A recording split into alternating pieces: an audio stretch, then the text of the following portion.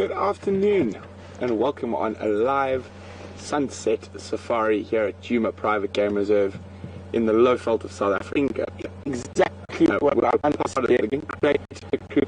from wherever you are in the world, right here in the low veld of South Africa. We also are interactive, so you can message me and ask me questions while we're on game drive, and you do that by using email. And the email address is questions@WildEarthTV, or if you're on Twitter, just use the hashtag SafariLive. We really do appreciate the questions and do try to get through as many of them as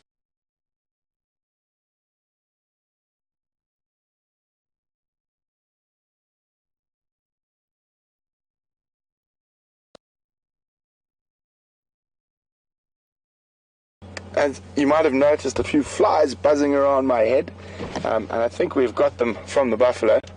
Decided we were nicer than the buffalo, and one of the reasons the buffalo enjoy mud wallowing and getting into the mud like that is to stop parasites like ticks. And so, for those of you who weren't able to join us on the morning drive, we had a fantastic morning. We spent a wonderful bit of time with a herd of elephants, particularly with a female who had a youngster who's probably about 6-7 months old. And then afterwards, we were lucky enough to see a female leopard with a 7-month-old cub. So now that it's quite hot, it's a balmy 29 degrees C, which is about 84 degrees Fahrenheit, and it's about 49% humidity.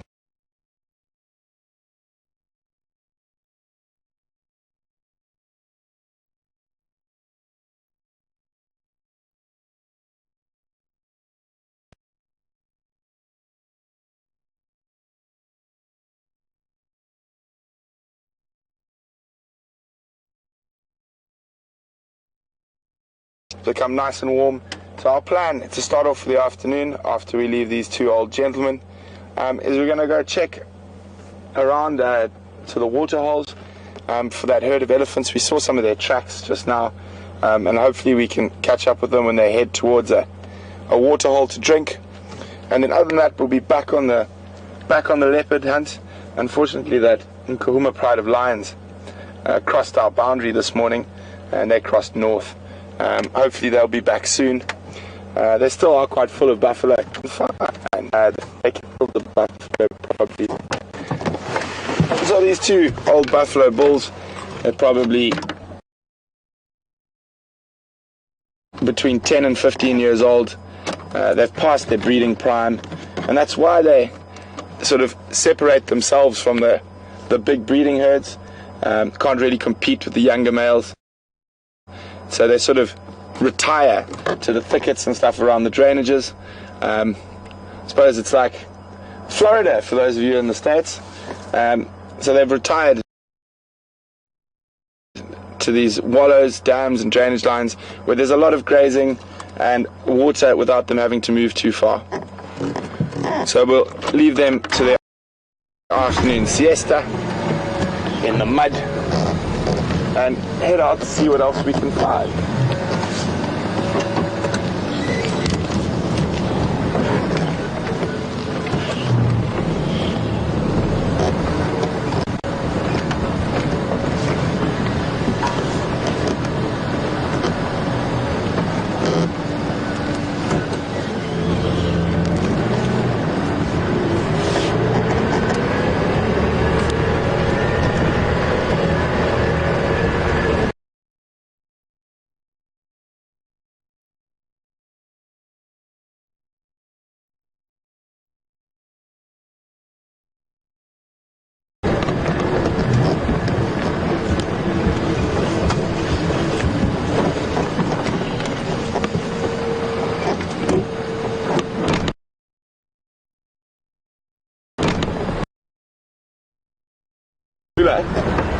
That's always good for looking for cats.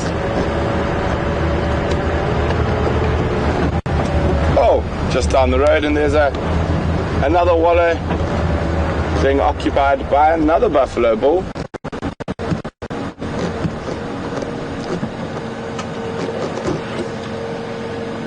Oh, sorry about that. Oh, and there's a tortoise that was drinking who just got splashed when the buffalo stood up.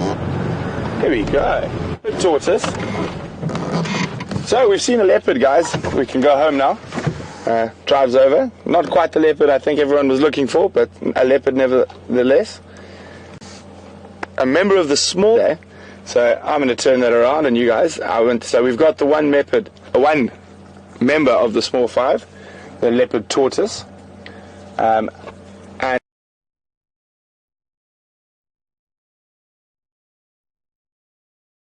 answers through to questions at WildEarthTV on email, or if you're on Safari Live, just use the if you're on Twitter, just use the hashtag Safari Live.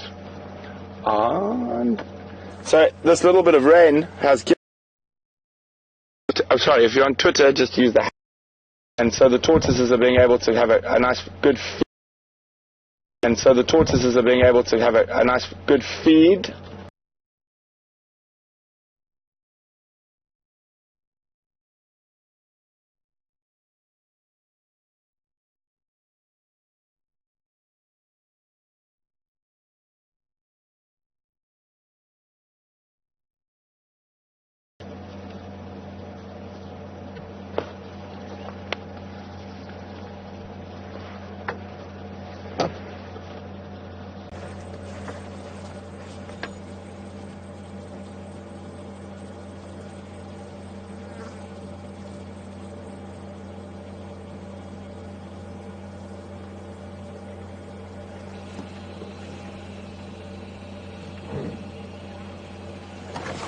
So that was quite nice. I'm just going to ask Andy to have a look at the butterflies that are flying around the edge of the pan.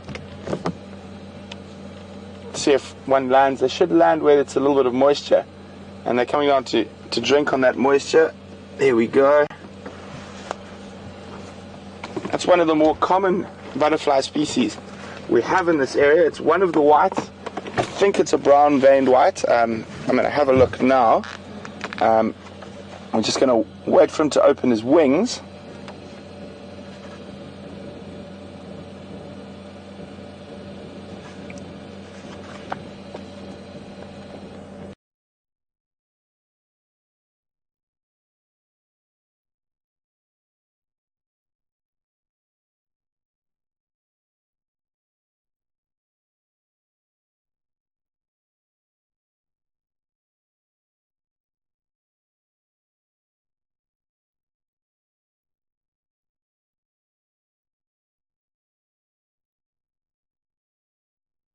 So today I've shown you one of the little five, and I'm asking you what are the other four members of the little five, and you can send your answers to questions@WildEarth.tv or use the hashtag Safari Live on Twitter.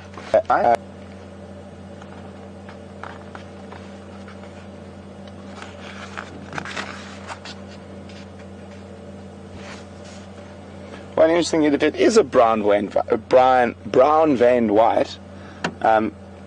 They have, during December and January, large migrations with millions and millions of individuals.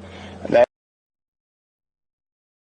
direction when they're down near the coast, so flying up towards Mozambique and this area.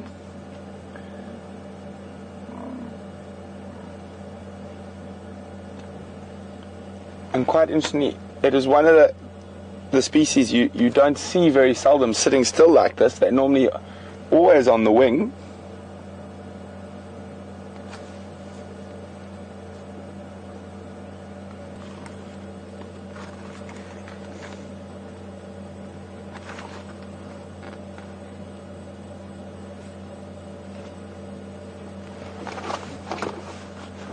So you can see there's a little bit of yellow colouring on the underside.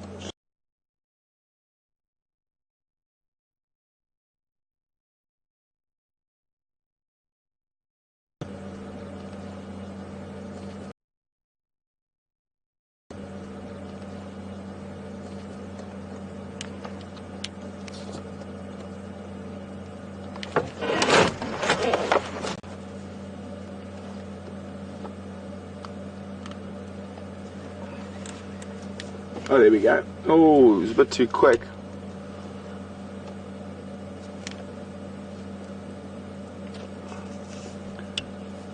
Maybe it wasn't a brown vein white.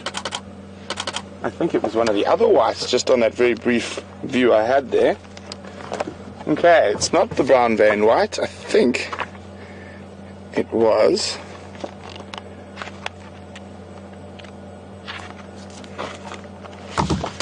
Just give me 1 second.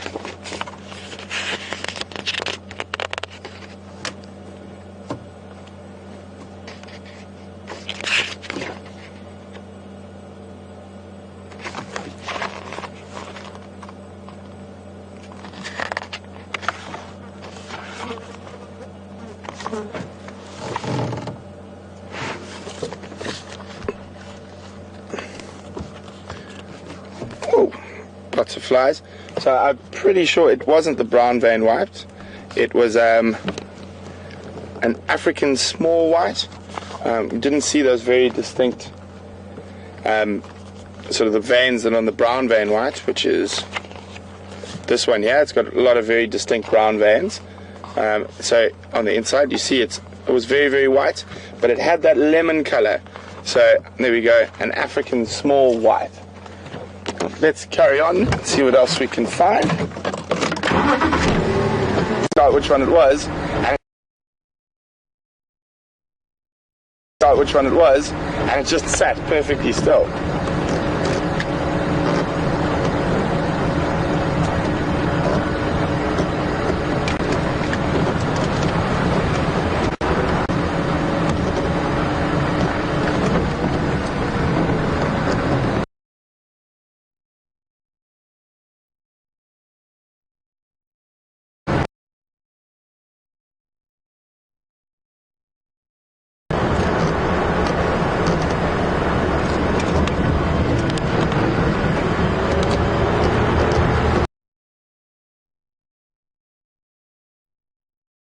Well done to Patty and MJ.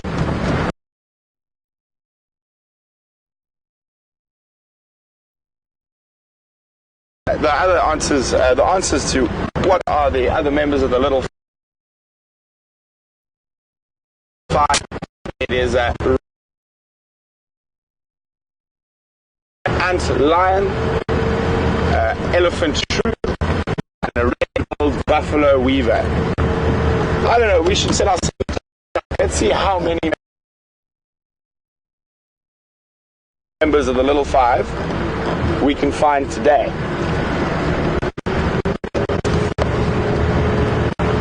There's a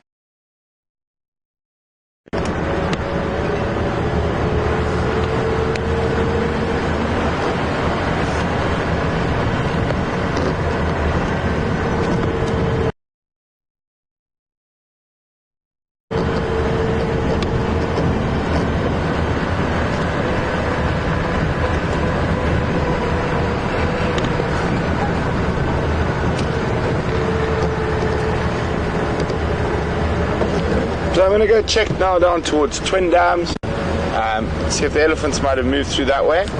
If not, I'm going to drop into the Mulwati drainage line. We did have some male leopard tracks this morning, and see if he's maybe come back down into the drainage line. Another also thing, he might have moved towards Twin Dams. So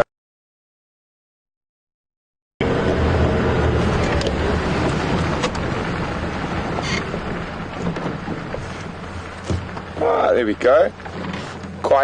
This is actually very interesting. We've got two members of the Traphalegid family here, and there's a greater kudu.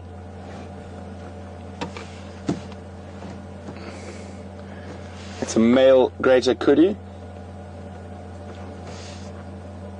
and the female's ahead of him moving off, but we've got a slightly more interesting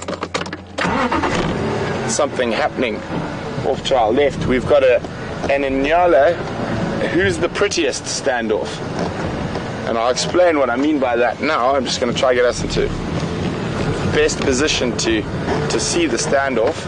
Maybe have a look at this nice kudu bull walking past us.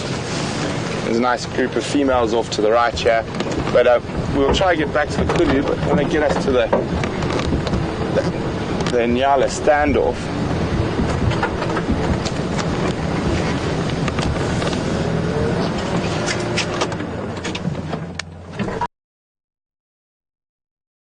I don't remember exactly by who the other day the difference between a Nyala and a kudu. Well, we've just seen a kudu, and that's an Nyala male. Very easy to tell the difference once you actually see them.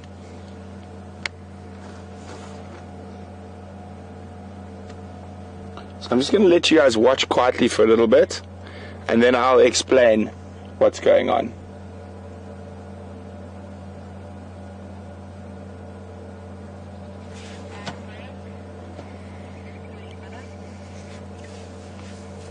So, what we have here is a bit of a beauty contest. There's two male Nyalas. You can see the one off to the right.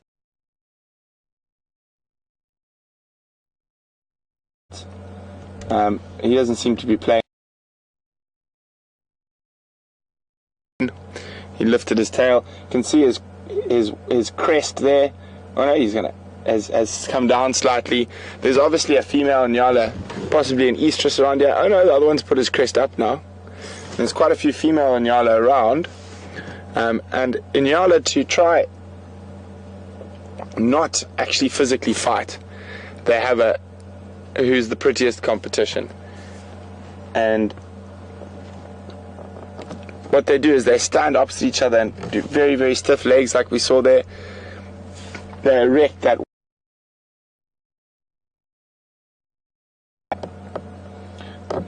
white crest, and they'll walk very stiff opposite each other, and basically whoever looks the prettiest wins.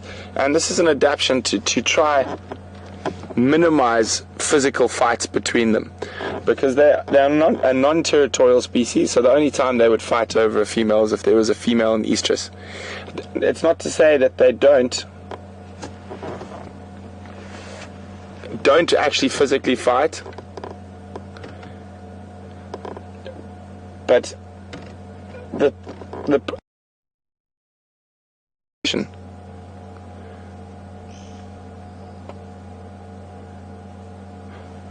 this guy looks like he won, and the other animal does look quite a bit younger.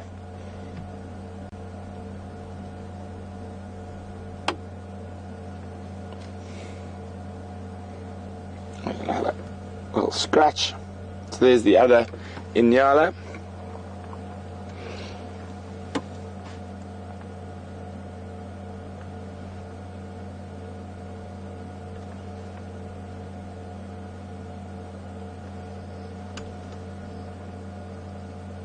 He's moving off. Females have moved off to our left, and then the male Nyala is still to our right. And you can see he's a bit younger. Very, very pretty antelope. Very distinct orange socks.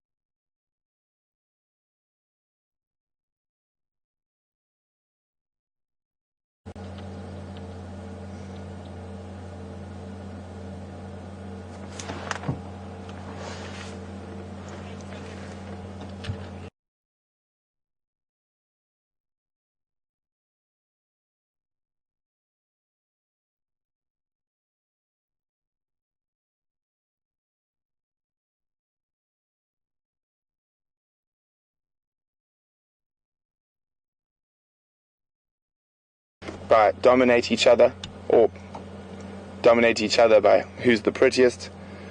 So as you can see, there we go, straight to the female, sniffing her rear. You might even see some phlegm. There we go. You just move forward a little bit.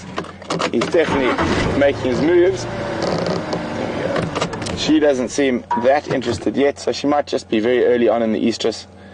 And you can see how the crest sort of becoming erased on his back as well. I think we might be able to get a better view from just around the corner and just move the vehicle quickly.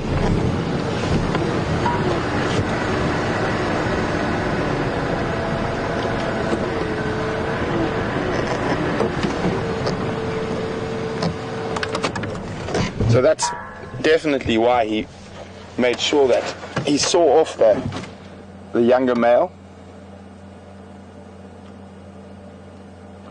So even though that she might not be quite ready to mate yet, she's definitely about to come into estrus, and you can see that's why he's following that particular female.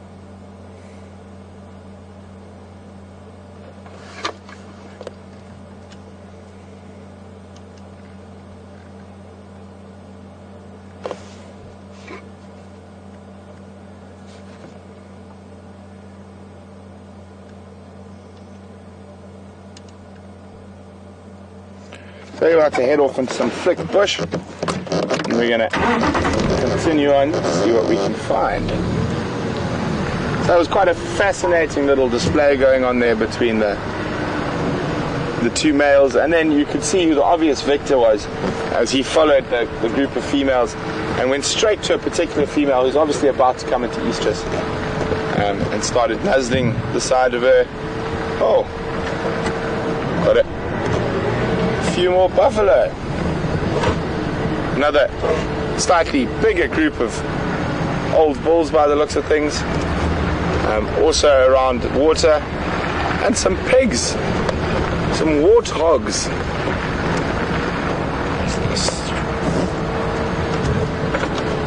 Quite a nice set of tusks on that big boar.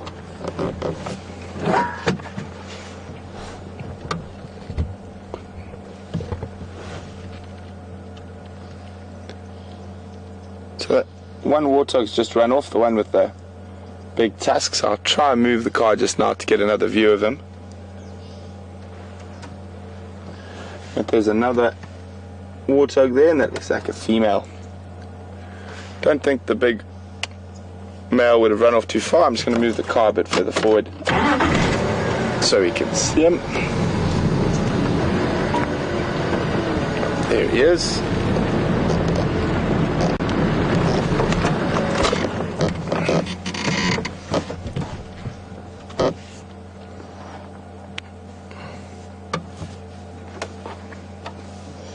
Nice set of tusks, and very good defensive weapons against predators. And it's not the big tusks that we see very clearly there. If we look carefully, it's a bit more prominent. There we go. You can see underneath the tusk there's a smaller tusk on the bottom jaw, and that is extremely sharp. It rubs up against the top tusk, and that is almost like a razor blade. And that is what, when lions and leopards get wounded trying to catch warthog, that is the actual tusk that does the majority of the damage, not the big visible one. That's more for show.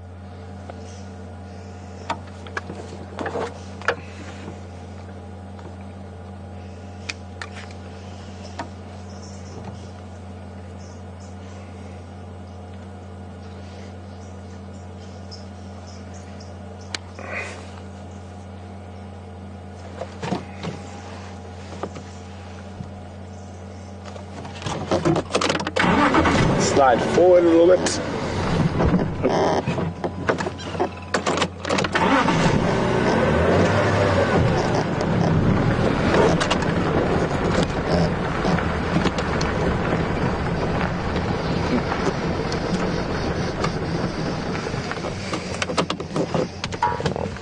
So you can see quite a few buffalo around as well. Let's just have a look at that nice big warthog male again. Oh, and we get all the flies on this for free when we're with a herd of buffalo or a big bachelor group. So, who can tell me why I can tell that's a male? Both males and females have tusk, and it's a very nice view there, so you can definitely see somewhere on his face why it's a male.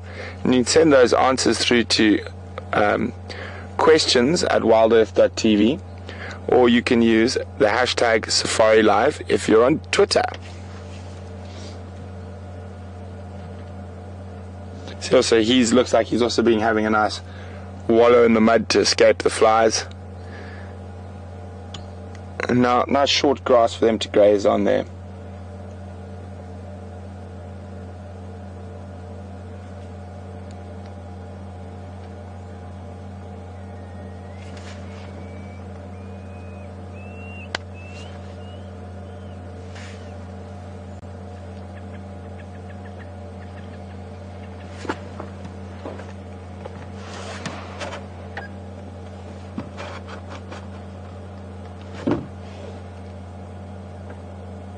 Okay.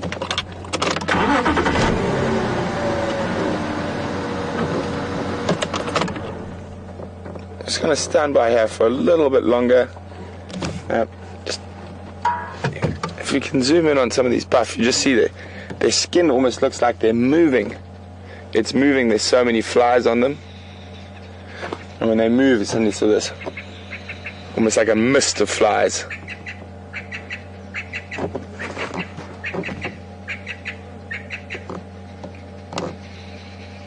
There we go, you can see them there. A swarm of flies.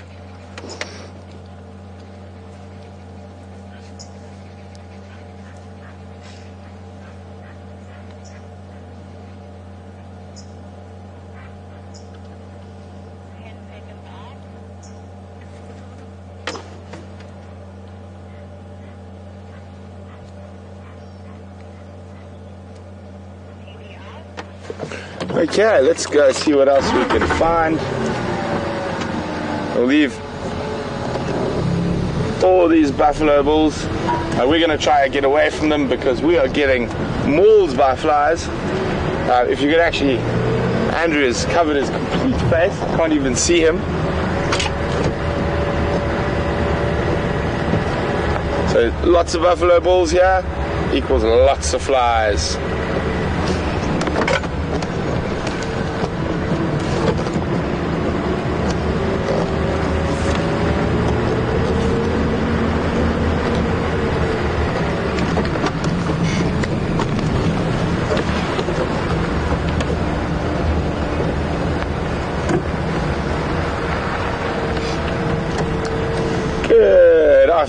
Good afternoon, Jen from Philadelphia.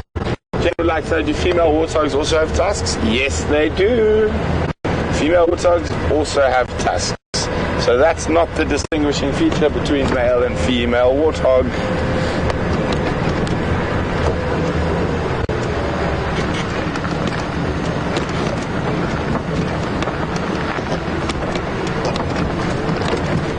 So my plan is now, the last leopard tracks of that male leopard we had were heading in the southerly direction. So I'm just going to carefully check here, make sure they haven't maybe crossed over our southern boundary. I'm hoping not.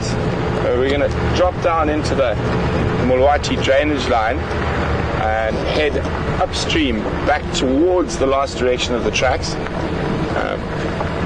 Unfortunately, we might experience one or two little bumps in the signal when we go through here because we are in a very low-lying area. But it is a very, very, very productive area for leopards.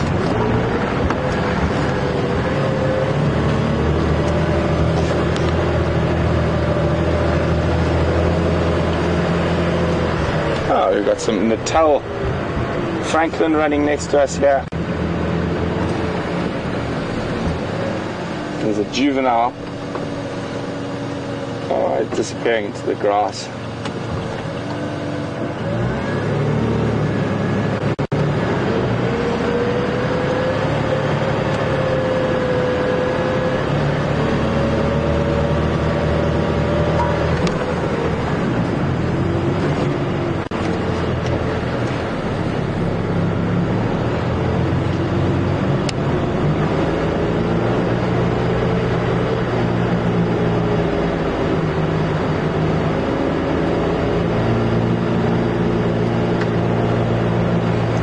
arm, no hands.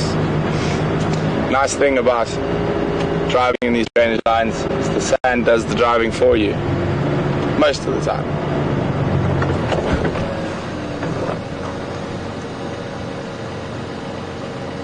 It's a very pretty butterfly just off to the left of the track.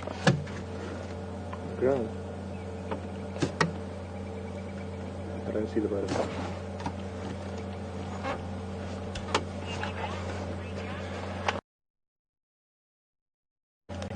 So just in those first flowers there on the left of the road.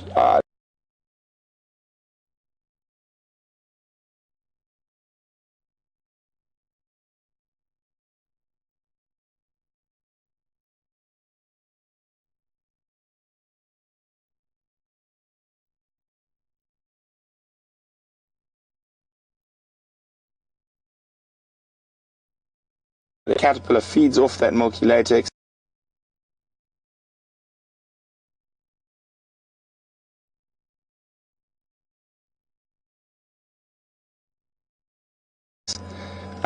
It sequestrates a hydrogen cyanide from the milky latex, and that is what makes the adults noxious.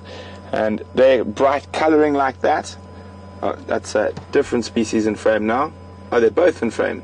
It's a yellow pansy and an African monarch. So there's two yellow pansies on either side of the monarch, and that because the monarch's got that bright colours and that red and black, which means danger. It's what you call aposematic colouring. I'm going to try and get a little bit closer. Another one on left here. Another one on left here.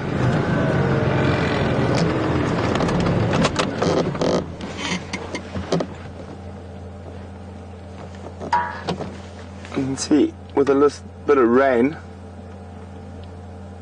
There we go. Now we can see them a bit better. Such beautiful, beautiful colourings on them.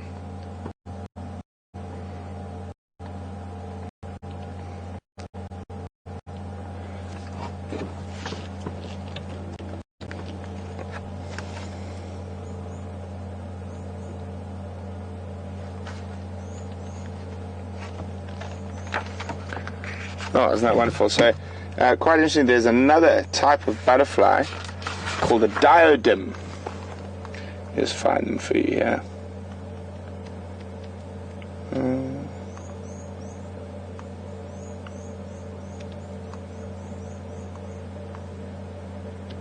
And a diadem, a female diadem looks exactly like a monarch butterfly, except it doesn't have those two sort of little black spots in the middle, and that's a mimic.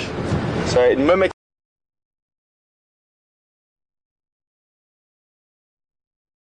and a diadem, a female diadem looks exactly like a monarch butterfly. Middle, and that's a mimic. So it mimics looking, the female version of a diadem mimics looking like a monarch and flies like a monarch. Mimicry. Quite common in the insect world. You get a lot of different insects that will mimic other insects as a form of defense. You have types of robber flies that will mimic bees. This little bit of rain has sort of given a whole bunch of butterflies have rehatched, and so we've got lots of butterflies again. There's some late blooming wild flowers coming out. What we saw them feeding on there was actually looks more to be a sedge than, no, it is a little wild daisy.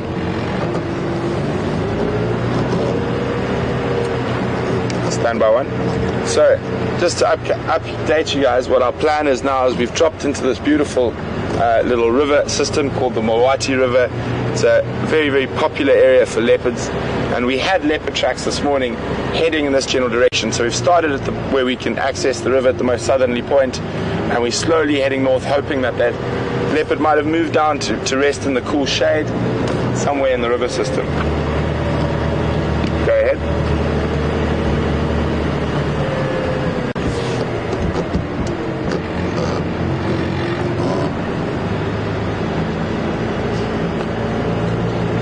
we broke up in the last bit.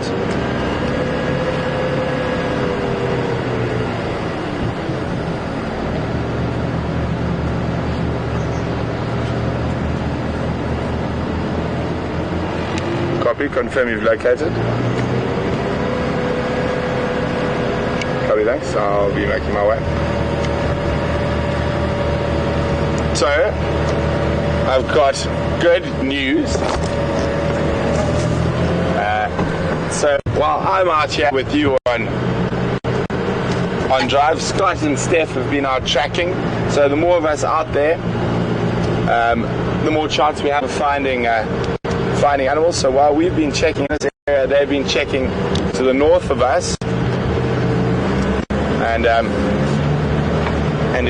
they've found something.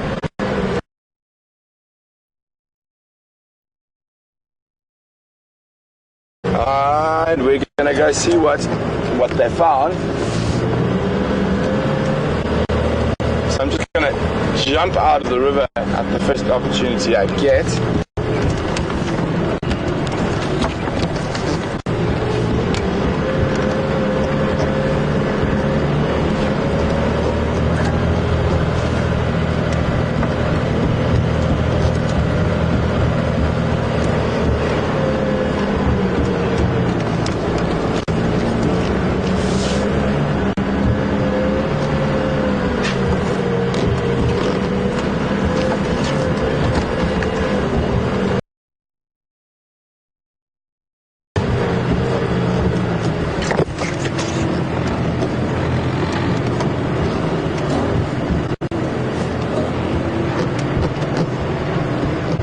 Well done, Sam.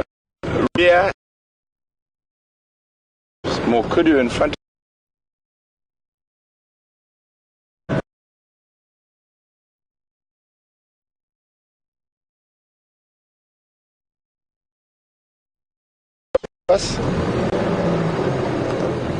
Sorry, kudus. We're in a little rush.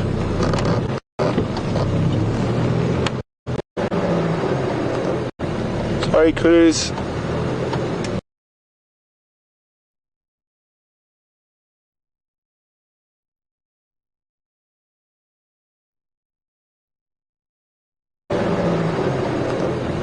Sorry, kudus.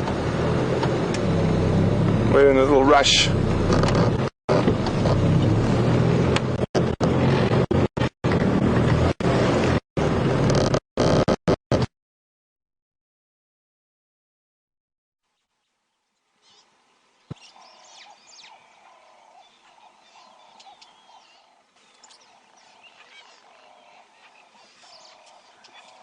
And get you back on the vehicle with us.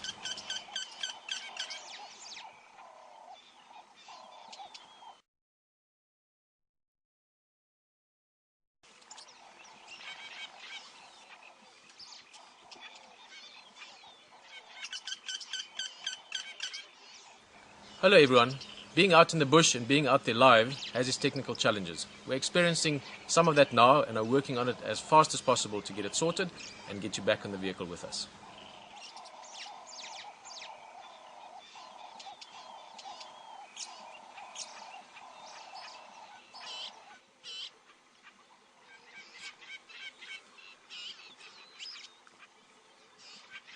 Looks like the same one came back for another.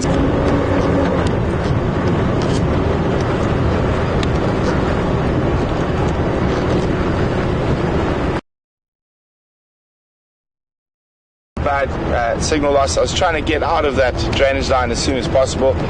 So while we've been out checking in the southern areas, Scott and Steph have been tracking up in the north. Oh, tortoises everywhere today. There's two bigger ones now. Just tortoises, tortoises, tortoises. They're really making the most of this late rain, and now they're able to go feed on all this lovely green grass that's shot up.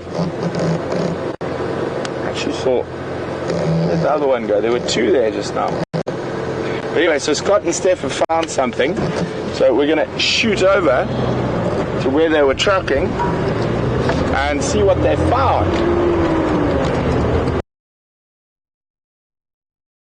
we have of finding things, and it's nice to be able to know that Scott and Steph were checking the north and we were checking the south. Oh, it just seems like we can't go without seeing animals today.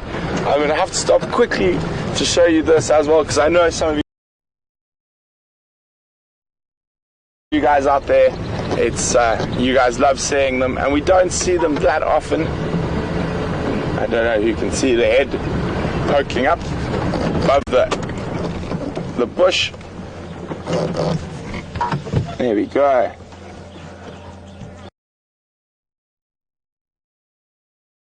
Female giraffe.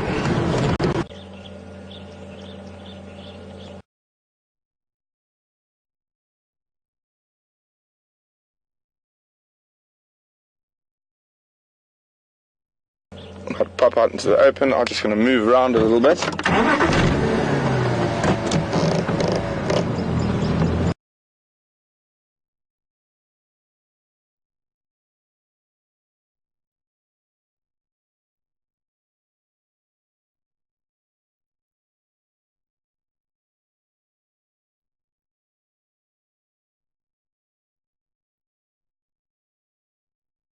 Only has one.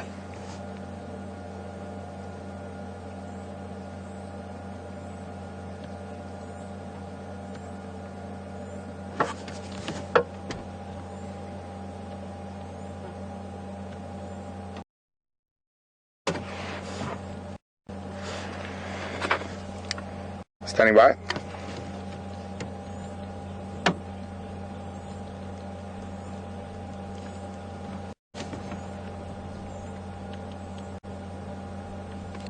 Scott coming.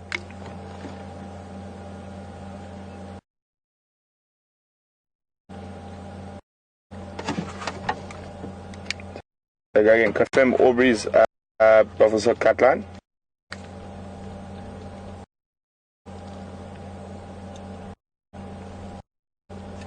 Copy, thanks. Okay.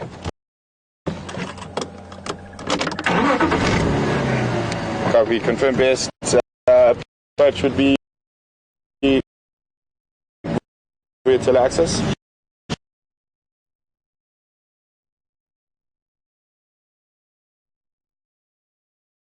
Via tele-access.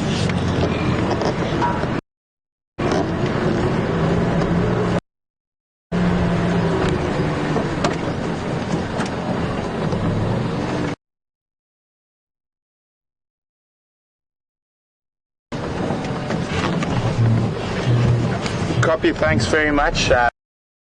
And so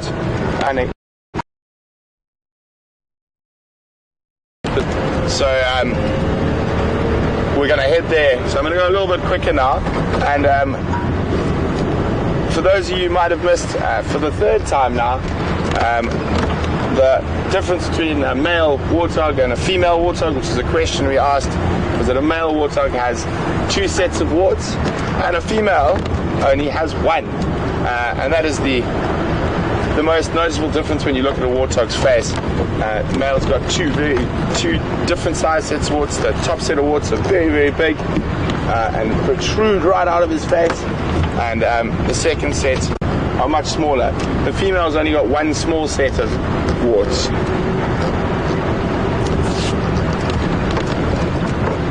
So I wonder what Scott's got. So Scott, as I said earlier, Scott and Steph were tracking in the northern sections of the property, and we were working down in the south. So that's why I'm going to have to go a little bit quicker to get through to the northern area. So we were literally almost on the opposite side of Djuma when Scott called me. And then every time we keep going, we keep seeing something new. Another tortoise, a giraffe. So it's all happening here at Djuma this afternoon.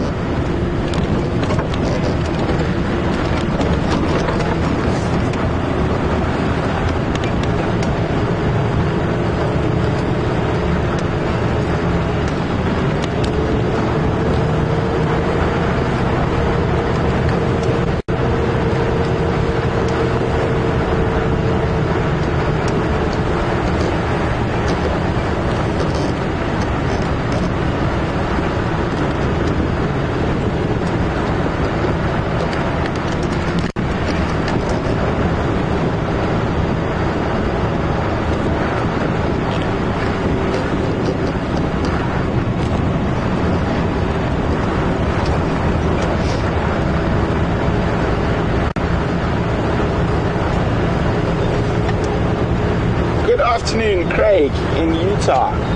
Craig says he's heard of a thing called the Big 12. And what are they? Craig, and what's the difference between them and the Big 5? Craig, I'm not exactly sure what the Big 12 are. I can venture a guess. I'm going to venture a guess, but if anyone out there can have a look,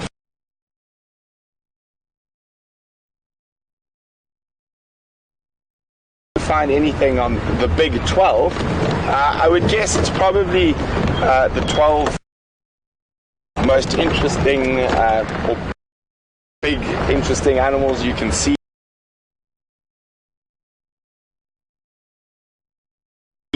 in Africa. So the Big 5 would be included, and then I'm pretty sure you'd probably add possibly cheetah.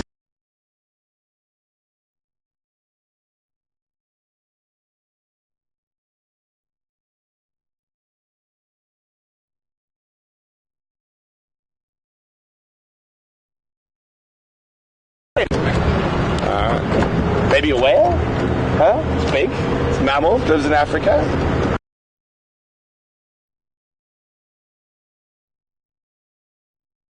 The Big 12 before. So if anyone can help me out, if anyone else has heard of the Big 12, can let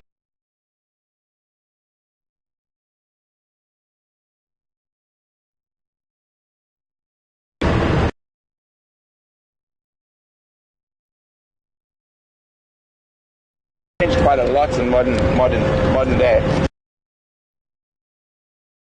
Dangerous animals to hunt on foot, and that's why things like hippo, or maybe hippos in the Big 12.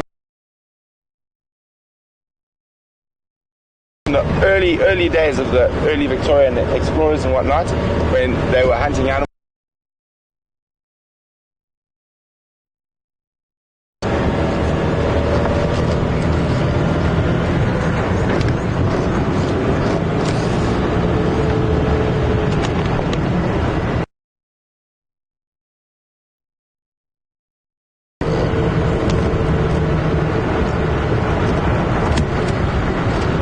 so there's always a lot of debate about which is the most dangerous of the Big 5. And obviously from our point of view, it's very different because we don't hunt them. But and I think every person will have their own opinion. But quite often, generally accepted to be the most dangerous member of the Big 5 on foot is buffalo, especially those old boys like we saw today. Because they're quite old, sometimes they're a little bit deaf, and they do live in thick areas around drainage lines and in pans, so you can often come across them and give them a fright from a very close range, and close enough that they might decide that you're too close to run away from, and their only option is to fight you. Personally, I think the most dangerous member of the Big 5 on foot.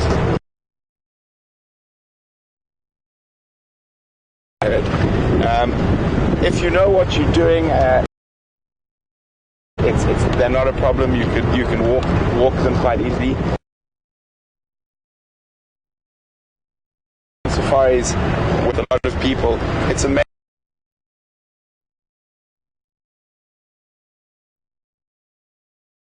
Tend to not listen or to run, and that's where things go wrong. So from my personal point of view,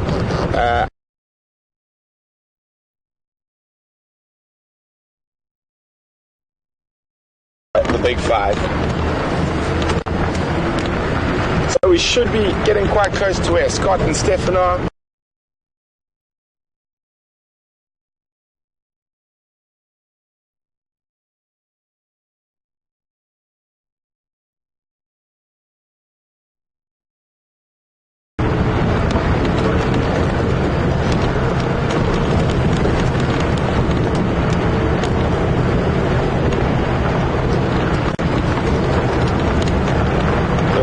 Due west at the moment into the setting, sun.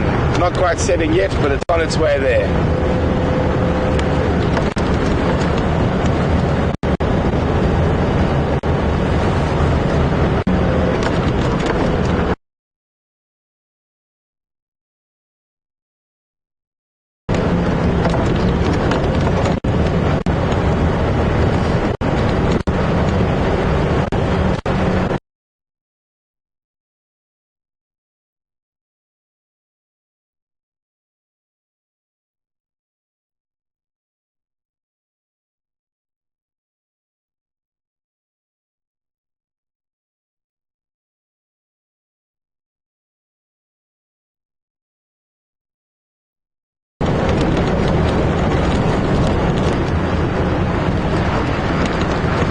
Thanks very much, Chris on Twitter, who's just said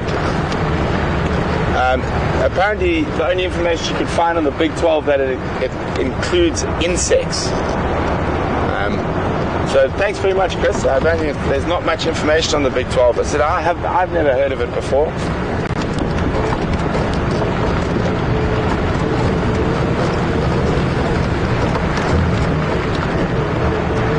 So I know Scott and Stefan are in the bush here somewhere, so they've asked me to head up onto this road and then switch off to see if I can hear the car they're in out in the bush. So that's exactly what we're going to do.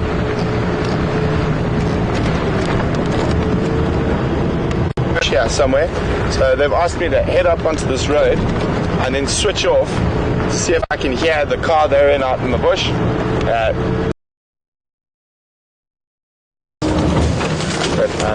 I choose the species of tree I drive over. All of them are quite fast growing, and what I try to do is put the middle of the vehicle over the tree, and so that lets the tree jump up after I've passed through. Okay, I can just see what looks to be Scott in the bush there. I think that's Scott ahead of me. No, that's not Scott.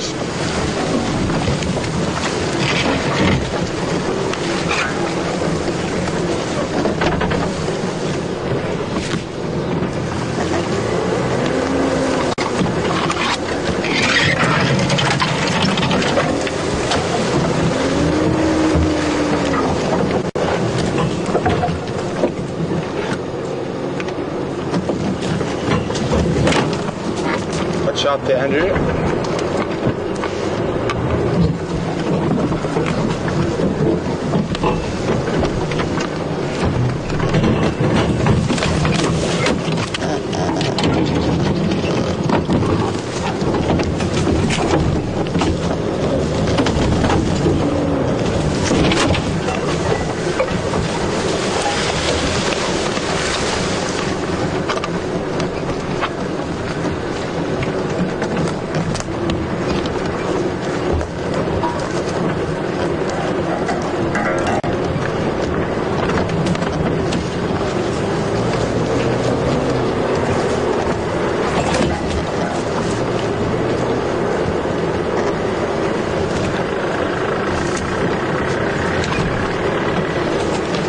Thanks very much, guys. What we'll do is we'll try catch up with Scott and Steph a little bit later, and we'll have a chat. But I'm going to try catch up with them later to have a chat, because we're going to try. If we don't try follow this leopard, we're going to lose it.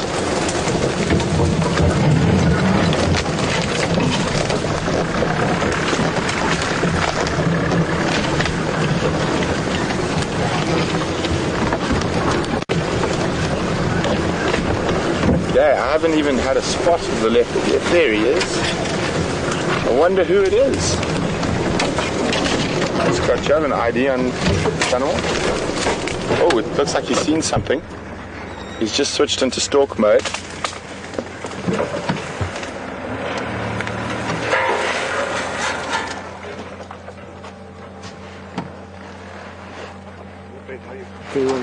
are you going? Do you know which leopard it is? No. Scott said maybe quarantine. Okay. Sure. So guys, maybe you guys can help me try to figure out which leopard it is. I can't see if it's got that very distinct landing strip down the back. It could be quarantine. I think I can see a bit of a landing strip. But isn't that incredible? Look at how his whole body posture's changed as he tries to. He's definitely seen something. There could be an antelope or that we can't see. That's why we switched off the vehicles and tried to keep still. We don't want to interfere. I'm trying to spot what he's seen.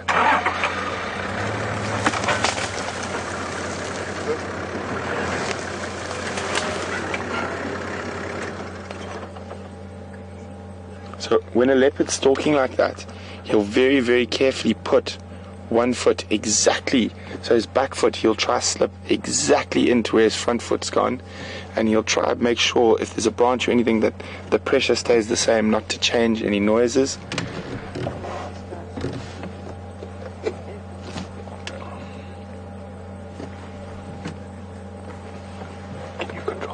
Can you control the sighting? Yeah, okay. Fine. Thanks very much. Dixon coming?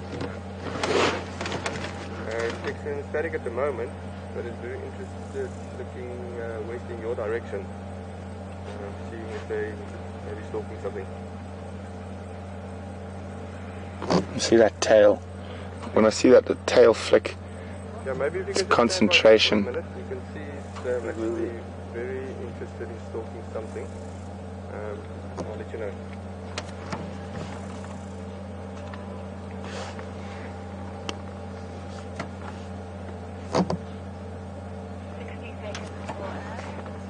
Yeah, you can see that he's stalking something. It's sticky, I cannot see what it is stalking.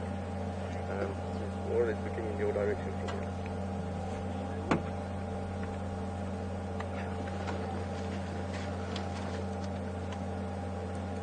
So this is very exciting. We can't see what he's stalking, but he's definitely seen something we can't see. So that's why we're keeping still. I'm still trying to like poke my head around the corner, see if I can see anything. There's maybe an impala or a duiker, but I can't see anything at the moment.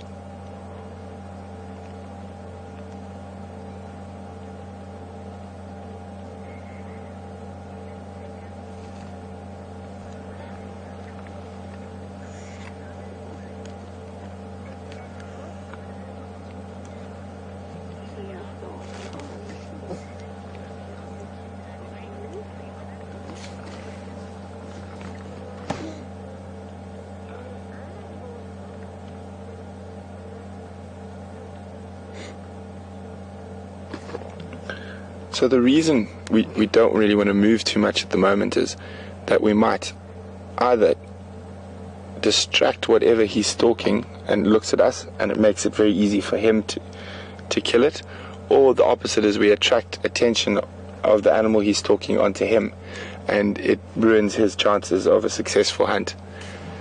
So it's a very fine line, because we obviously we want to see the kill and what's happening, but we also don't want to interfere. We want to let nature take its course as it's intended to, without interfering.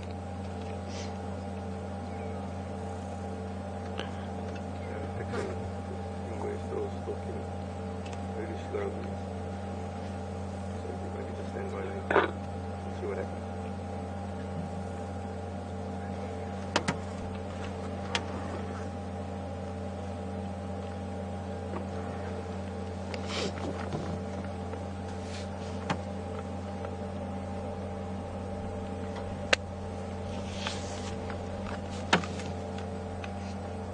And you can see there how a leopard's camouflage works, how those rosettes break up his outline, and he sort of just melts into the bush.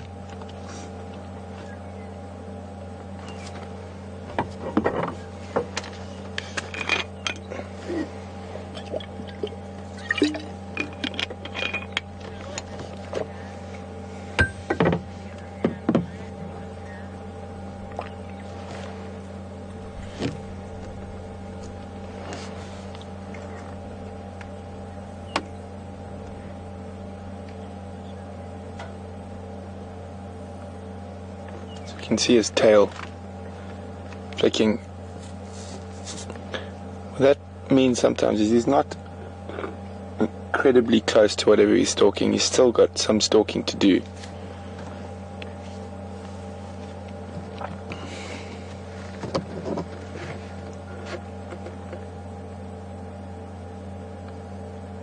So whatever he's stalking is off to the right of shot, right of screen there, somewhere in that general direction.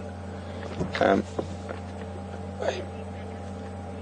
really wish we could see what it was. If he does move into a position where I think it's safe that we can move the vehicle without possibly interfering in what is happening naturally, I will, but unfortunately we are in quite a thick area, so I don't think that's going to be the case. I think we're going to have to sit patiently a little bit of distance and see what happens.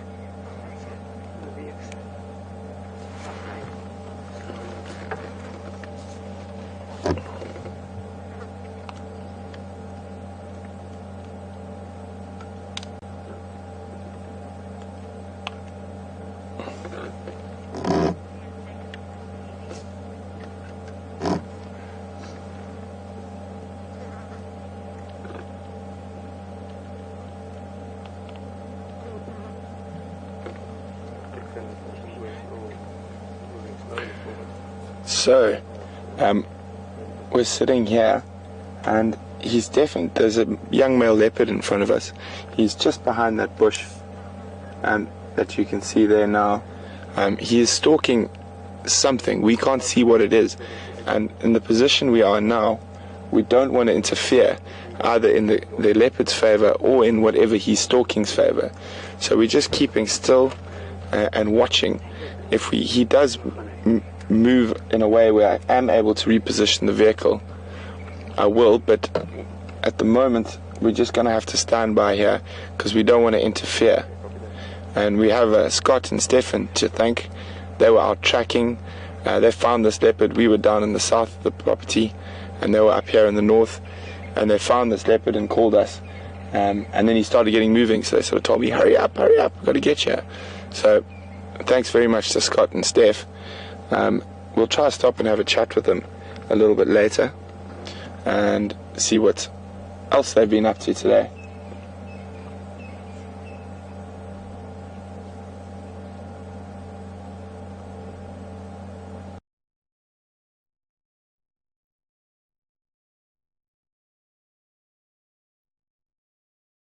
Thanks very much, guys.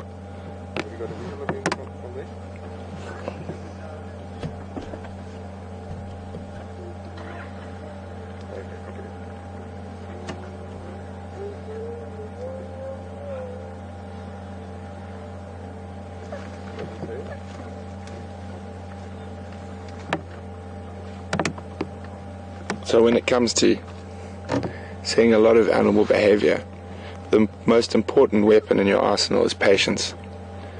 If you're patient, that's when you get to see the really good sightings. And a little bit of luck also helps. Touch wood, I seem to have a bit of that.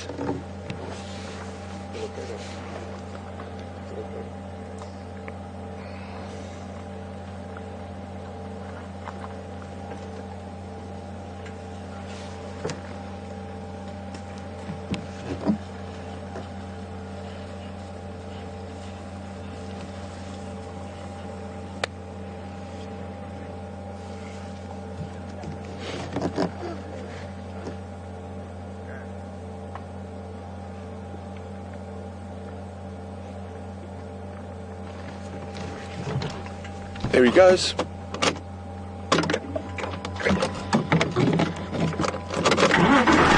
Hold on, guys. We're going to see he charged off into the bush there. We need to try to get close to where he was. You're going to have to bear with me. There's going to be quite a bit of banging and crashing and noises. Oh, he missed. Whatever it was he chased, he missed. So that will remain a mystery, but here he is. Hello, good looking. See how quick he was. That was a bit far for a leopard to go for. I don't know what he went for.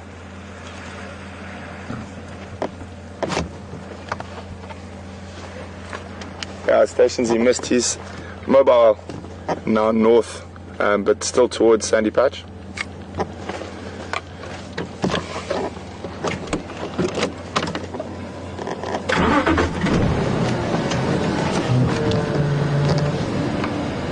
Clicks, just come back. If you come back 50 meters, you'll come out onto the road there.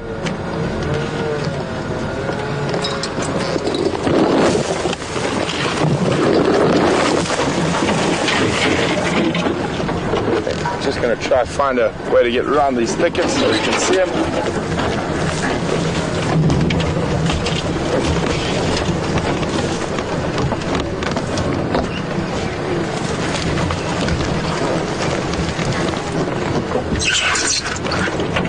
You got him still? Negative. Last place I saw him was just here. Just find a spot to get out. It's easier said than done. Quite a thick and thorny block.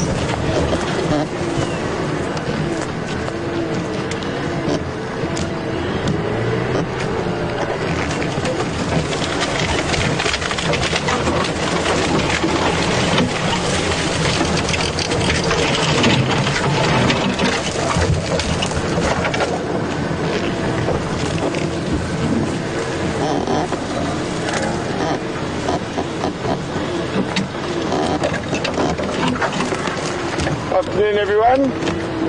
How you guys doing?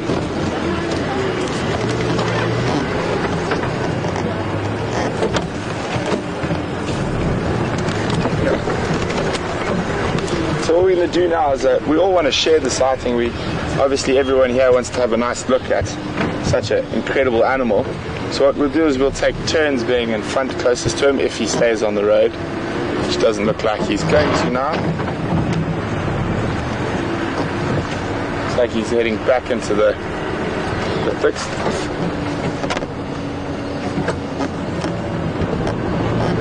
Just going to loop around.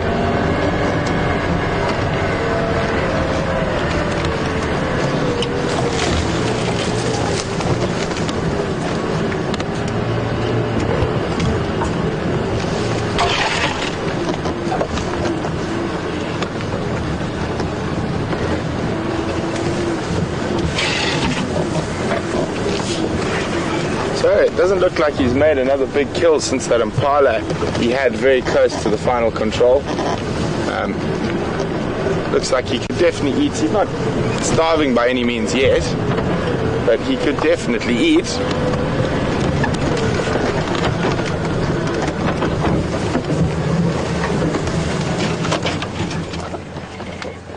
So if any of you guys are new, to let you know, we are live on a live game drive. So this male leopard, who's now about 2 meters from my leg, is you're seeing him at the exact same time as me from wherever you might be in the world. Now he's walking around, he's stopping on the termite mound, literally less than half a meter from the back of the car. Move. You got? There he goes. Isn't that incredible? So, as I was saying, you are seeing this leopard live in real time at the exact same time that I am seeing it. And we are also interactive. You can ask us questions. We will try to answer as many as possible, and you can do that by sending in your questions via email to questions at WildEarthTV, or you can use the hashtag #SafariLive if you're on Twitter. This is going to be taking us into quite a thick block, but we will try to stay with them as best as possible. Ooh, that doesn't sound too good. What's that? How big is that stump? Oh, there's a big stump in the grass there. Just have to go a little bit sneakier. Are we going to fit? Probably not. I'm going to try to find another way around. As I said, maneuvering through these bushes can be quite challenging at times. Watch Ariel.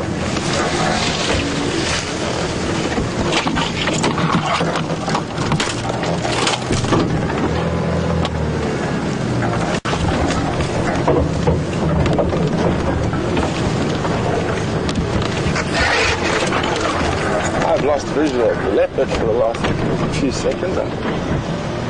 Now I've got him back.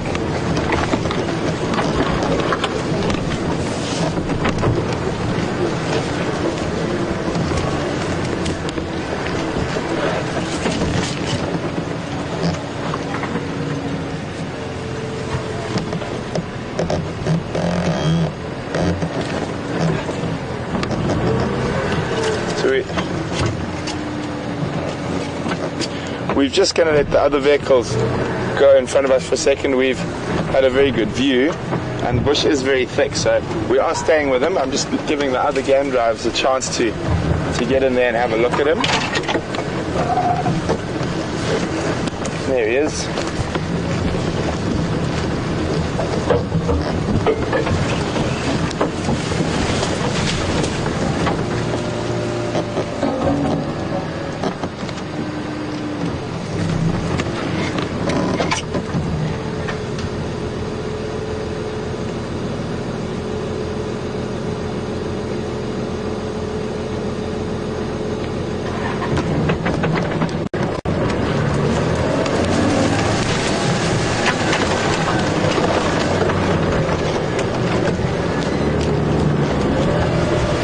Hey guys, we don't want to lose him, and this block is very, very thick. We're going to try to stay with it as best as possible.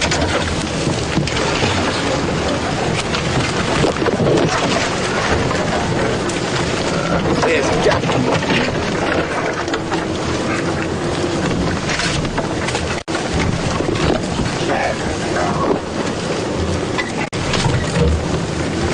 Okay, get a little bit more open as we get up onto the test.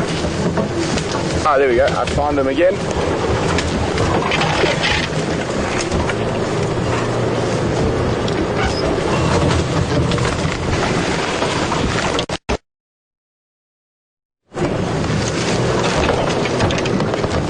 Oh,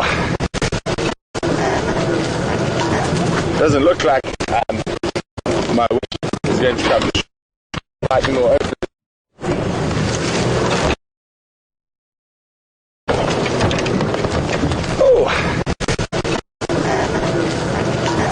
Doesn't look like that spot.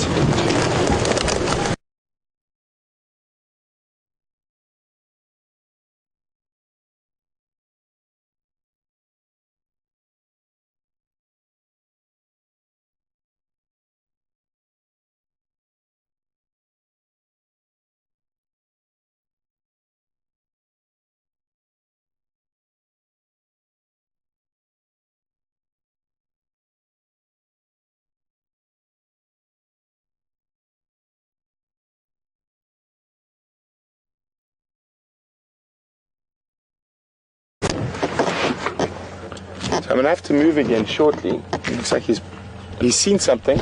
I don't know what he's seen. Ah, it's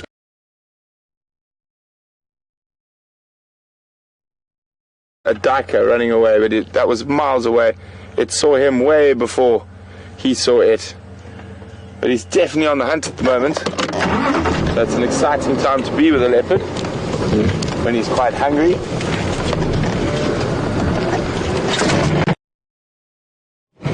But that duiker saw him way before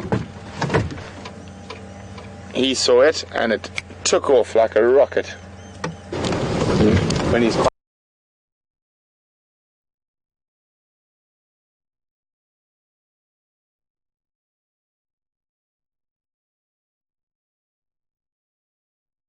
saw him way before he saw it, and it